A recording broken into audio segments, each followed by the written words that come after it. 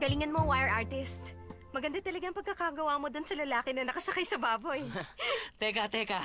Babae yun na nakasakay sa kabayo. Mahirap ba intindihin ang ginawa ko? Pasensya ka na. Lalaking nakasakay sa baboy. Ang hirap tandaan ng title ng artwork mo. Isa pa, hindi ko naintindihan. Sana sinabi mong hindi mo naintindihan. Hindi ka nagsasalita, akala ko naintindihan mo. Yang Master Watts, maraming salamat. Yang Master Shinghe, salamat. Pasensya na kayo, ha? Mama, Papa, aalis na kami. Babalik ako sa bakasyon. Sige na, kailangan mong mag-aral. Alam ko po yun. Bumalik ka sa bakasyon. Sige po, Pa. Papa, Mama, alis na kami. Sige. Auntie, alis na po Sanchay! kami. Ingat ka, alagaan mo sarili mo. Opo, Mama. Huwag kayong mag-alala. Sige po. Bye, Pa. Ingat ka. Yang Master Watsilay! Maraming salamat. Salamat. Ingat kayo, Yang Master Watsilay.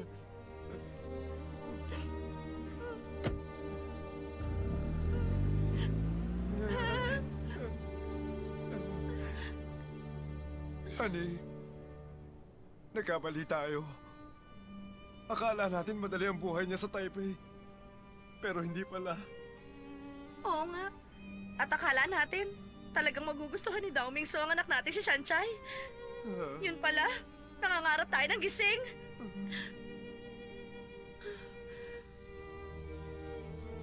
Tumawag na ba si Lei?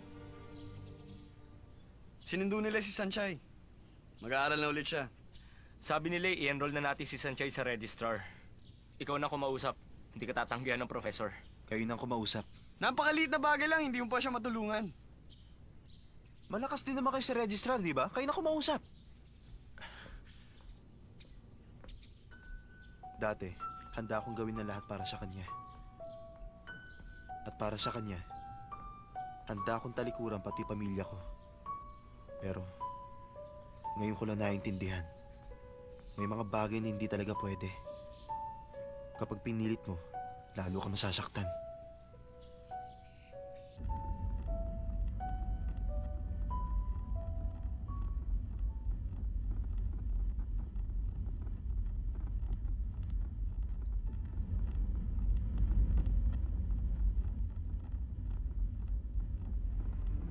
Lay, pahintuin mong kotse. Tabi mo.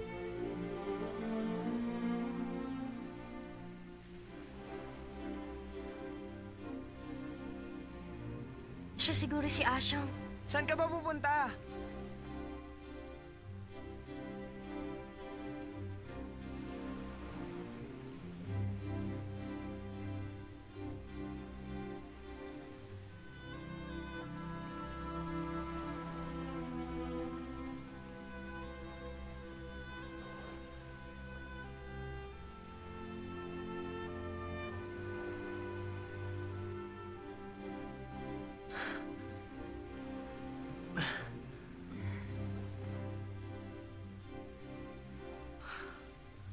Bumalik ka. Oo, bumalik ako.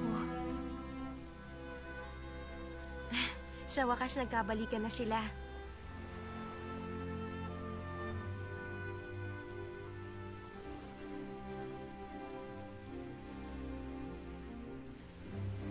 Asong, huwag mong kalilimutan ang pangako mo. Magiging masaya ka na. Ano bang tinitignan mo?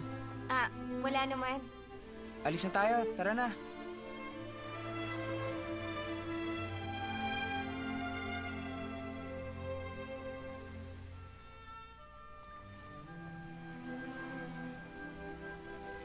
Tama ang naging desisyon ni Asong. At ako naman, naglalakad pa rin sa ulan, tumatahak ng ibang daan, palayo sa lugar na yon. Walang magawa kundi magpatuloy at maghanap ng ibang daan. Sanchay, tayo na!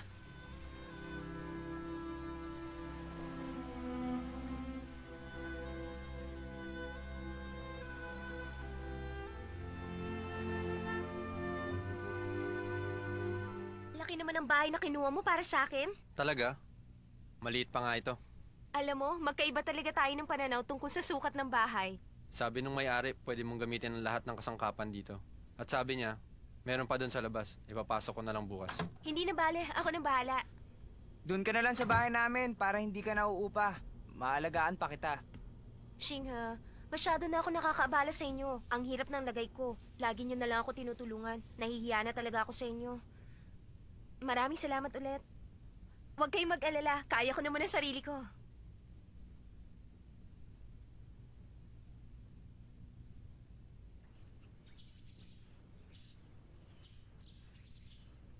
Ang tagal mo ring nawala sa school. Anong pakiramdam mo? Nakakapanibago. Teka, di ba si Shanchay yun? Kala ko ba nag-drop out na siya? Ba't nandito siya ulit? Ewan ko. Ang F4. What's it, Ray? Sanchay? Ah? Saan nagpunta yun? Bakit ka nagtatago dyan? Oo nga. Bakit ba ako nagtatago? Buti pa, harapin mo na ngayon si Dao Mingze para wala ka ng problema. Tapusin mo na ang lahat sa inyo. Susuportahan kita. Wala naman akong kailangan tapusin. Tapos na sa amin ang lahat.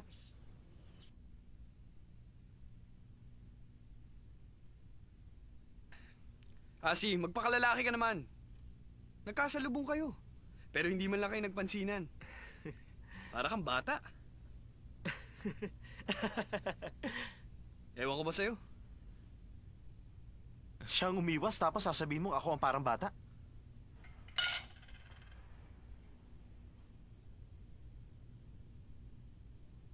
Sa palagay ko, kailangan niyo ng magkalinawan. Ano bang sinasabi mo?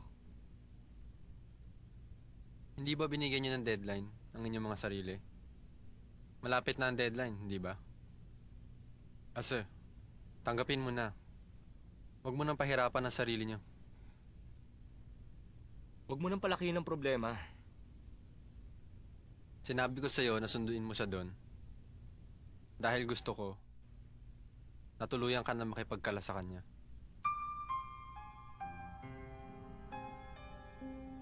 Lay, yun ang gusto mo? Magkakaiba tayo ng sitwasyon. Sinabi ko lang ang totoo. At yun ang totoo. At makakabuti sa lahat. Hindi ba yun naman ang mahalaga?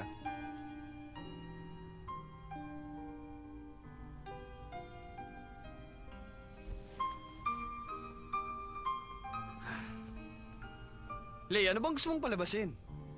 Micho, may sariling isip si Lay. Huwag mo siyang pakailaman.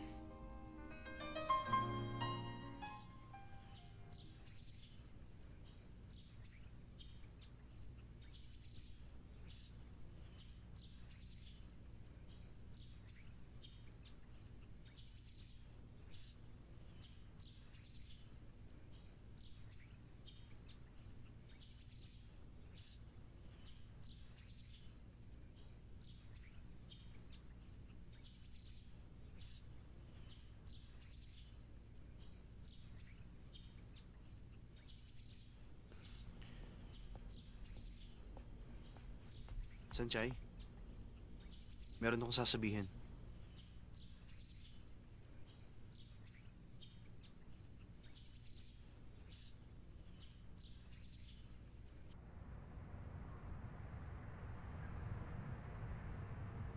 Bakit nag-iisa ka lang? Nasaan ang mga kaibigan mo? Kasama ko sila kanina. Umalis na sila.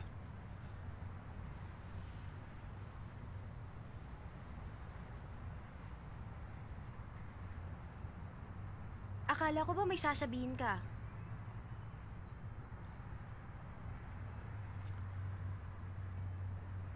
Masama ba ako?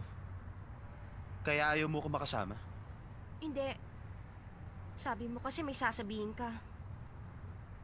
Bigla kang nawala at nagtago sa lugar na yon. Ano bang gusto mo palabasin? Masarap dun sa tabing dagat. Para lang ako nagbabakasyon. Walang inaalala. Nakakapagpahinga ako.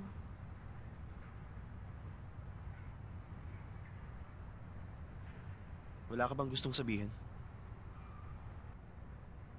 Kumusta ka na? Yun lang?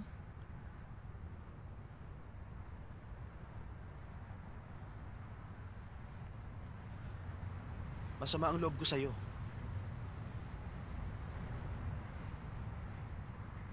Tuwing may sasabihin akong seryoso, binabago mo usapan. Nagbubulag-bulagang ka. Hindi ka ba marunong magpakatotoo?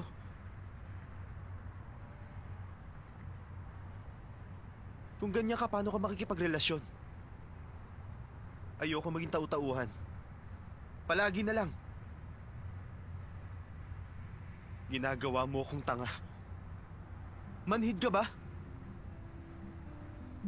Daming sir. Mula ngayon, hindi na kita pakikialaman.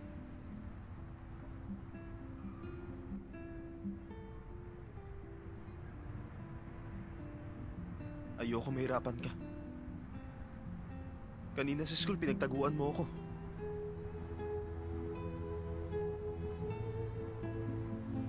Hindi mo na kailangan gawin yun. Mula ngayon,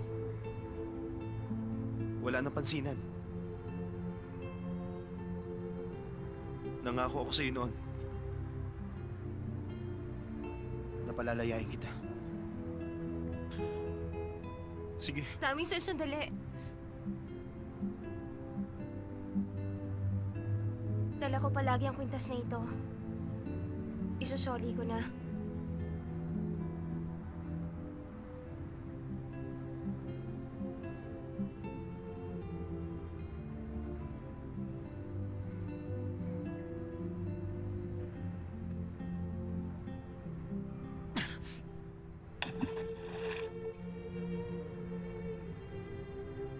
Gusto kita. Kung di ako nakapagpigil, baka pinagsigawan ko na yun ngayon. Munti ko nang kalimutan ng pamilya ko at munti ko nang kainin ng pride ko. Sasabihin ko na sanang gusto kita.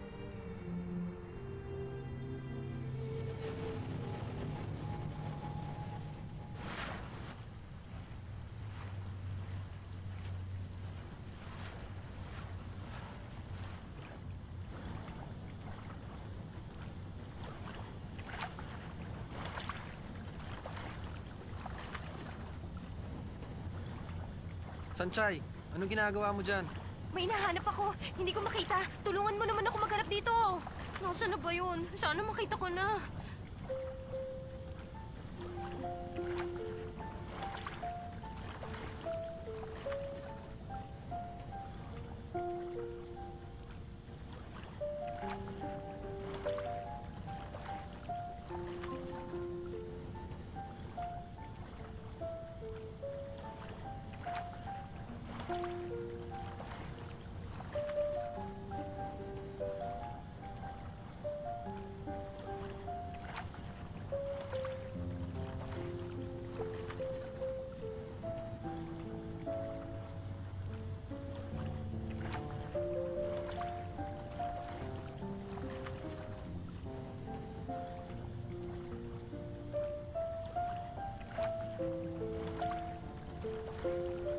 Nakita ko na.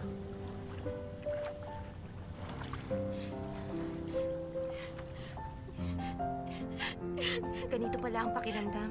Kapag gusto mo ang isang tao, wala kang pakialam kahit anong isipin ng iba. Hindi mo kayang labanan ng damdamin mo. Hindi mo matuturuan ang puso mo na huwag magmahal.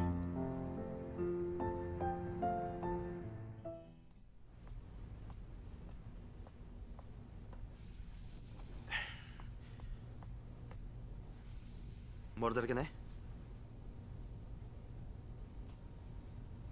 Isa filet mignon. Salamat. Ano ba yan?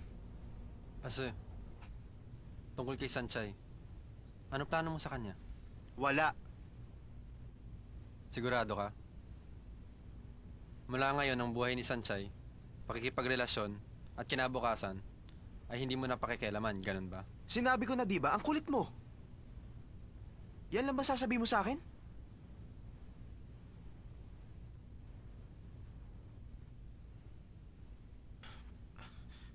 Lay, hindi ka pa kailamero dati.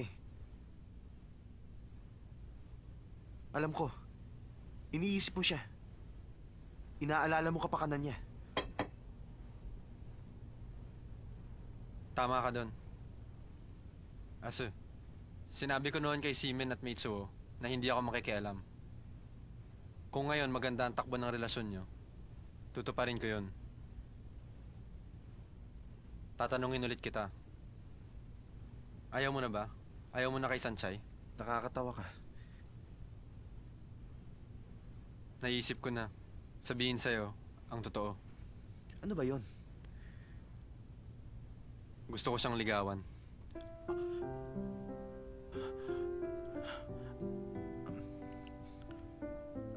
Sige. Total naman, wala akong pakialam sa kanya. Tatapatin na kita, Ase. Higit pa sa kaibigan ang nararamdaman ko sa kanya. Pero noon, handa akong magbigay para sa'yo. Gusto kong lumigaya ka. Ngayon ko lang naisip, tama kaya ang ginawa kong pagbibigay? Kung talagang desidido kang iwan siya, pabayaan mo na kami. Dahil noon, hinahangad ko rin ang kaligayahan niyo.